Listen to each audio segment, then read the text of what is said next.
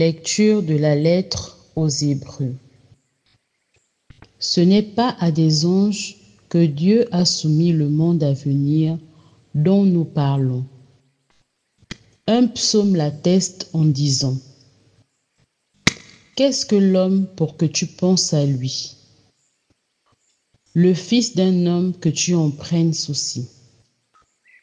Tu l'as abaissé un peu au-dessous des anges. Tu l'as couronné de gloire et d'honneur. Tu as mis sous ses pieds toutes choses.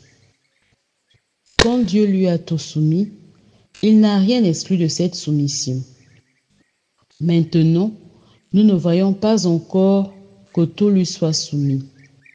Mais Jésus qui a été abaissé un peu au-dessous des anges, nous le voyons couronné de gloire et d'honneur à cause de sa passion et de sa mort.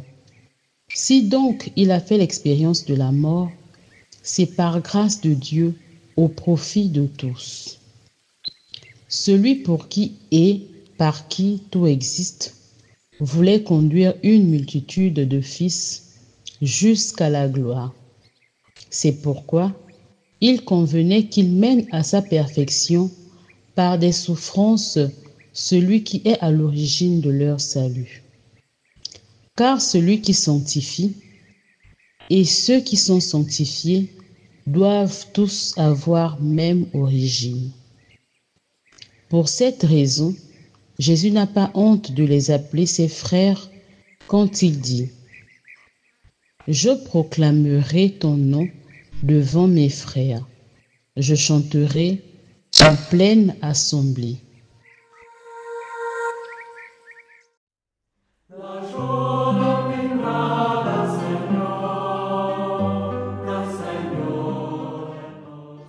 Tu établis ton Fils sur les œuvres de tes mains. Ô Seigneur notre Dieu, qu'il est grand ton nom par toute la terre. Qu'est-ce que l'homme pour que tu penses à lui, le fils d'un homme que tu en prennes souci? Tu l'as voulu un peu moindre qu'un Dieu, le couronnant de gloire et d'honneur. Tu l'établis sur les œuvres de tes mains. Tu mets toutes choses à ses pieds. Les troupeaux de bœufs et de brebis, et même les bêtes sauvages, les oiseaux du ciel et les poissons de la mer, tout ce qui va son chemin dans les eaux. Tu établis ton Fils sur les œuvres de tes mains.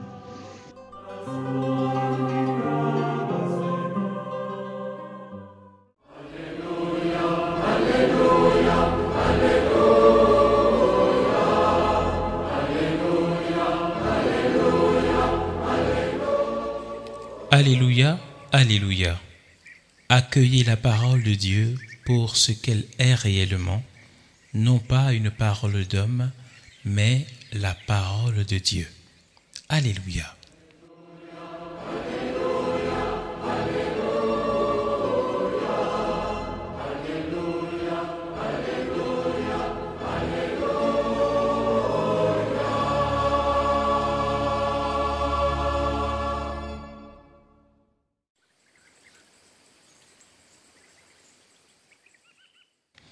Évangile de Jésus-Christ selon saint Marc.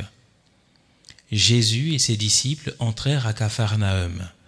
Aussitôt, le jour du sabbat, il se rendit à la synagogue, et là il enseignait. On était frappé par son enseignement, car il enseignait en homme qui a autorité, et non pas comme les scribes. Or, il y avait dans leur synagogue un homme tourmenté par un esprit impur, qui se mit à crier: Que nous veux-tu, Jésus de Nazareth? Es-tu venu pour nous perdre? Je sais qui tu es le Saint de Dieu. Jésus l'interpella vivement. Tais-toi, sors de cet homme. L'esprit impur le fit entrer en convulsion, puis, poussant un grand cri, sortit de lui. Ils furent tous frappés de stupeur et se demandaient entre eux: Qu'est-ce que cela veut dire? Voilà un enseignement nouveau, donné avec autorité. Il commande même aux esprits impurs, et ils lui obéissent. Sa renommée se répandit aussitôt partout dans toute la région de la Galilée.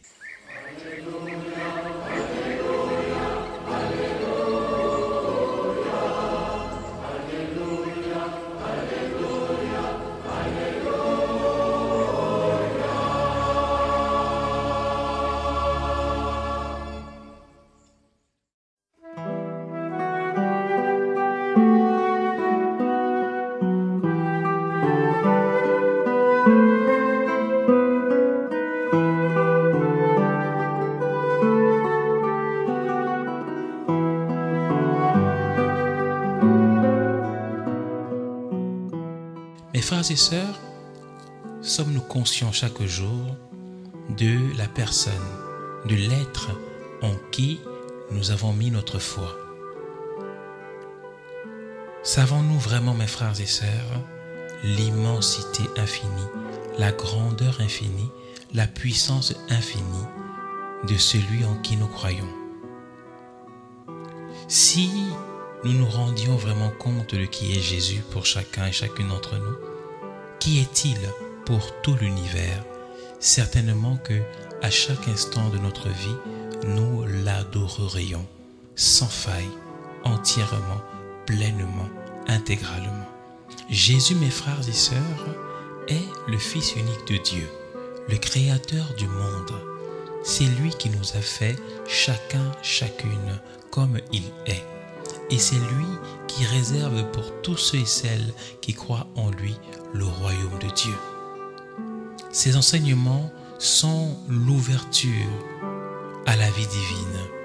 Sa parole est ce qui nous attire et qui nous mène vers son Père. Le Seigneur veut que nous allions à lui avec un cœur totalement disposé.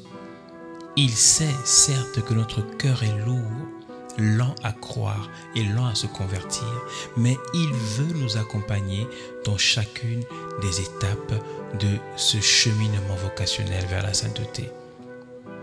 Alors, le Seigneur n'attend pas de nous qu'on lui mente. Il n'attend pas de nous qu'on fasse semblant. Si j'aime Jésus, mais que j'ai encore en moi des lourdeurs, que je le proclame, que je dise à Jésus, Jésus, je t'aime, je veux t'aimer, je veux avancer vers toi, aide-moi à me relever. Mais que je ne fasse pas semblant, que je ne crie pas son nom dans une assemblée, que je ne prie pas le Seigneur en faisant semblant, en étant hypocrite. Mais que si je prie et que j'ai des lourdeurs, que je le lui déclare. Seigneur, tu sais que je veux t'aimer plus que ça, mais tu vois mes faiblesses, aide-moi. Le Seigneur a en horreur toute profession de foi qui ne mène pas à la conversion.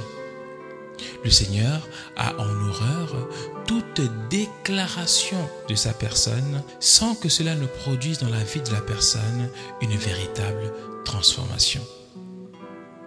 C'est la raison pour laquelle, quand il va dans la synagogue dont parle l'Évangile et que le démon se met à crier en disant « Que nous veux-tu, Jésus de Nazareth?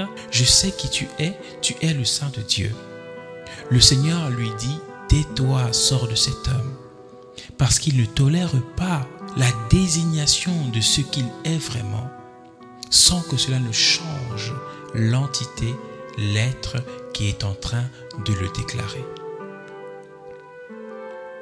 Aujourd'hui, mes frères et sœurs, le Seigneur attend des chrétiens debout, des hommes et des femmes fermes dans l'Évangile, fermes dans leur foi, fermes dans leur relation à Dieu. Des hommes et des femmes qui sont prêts à tout donner à Jésus, même leurs blessures, même leurs meurtrissures, et d'aller se réconcilier avec les frères, les sœurs, tous ceux et celles qui les oppressent, qui les oppriment. Tout cela en signe d'amour inconditionnel pour leur Seigneur et Sauveur Jésus-Christ, qui leur promet par ces différents actes de foi, par ces différents efforts quotidiens, par le portement de leur croix, la vie éternelle.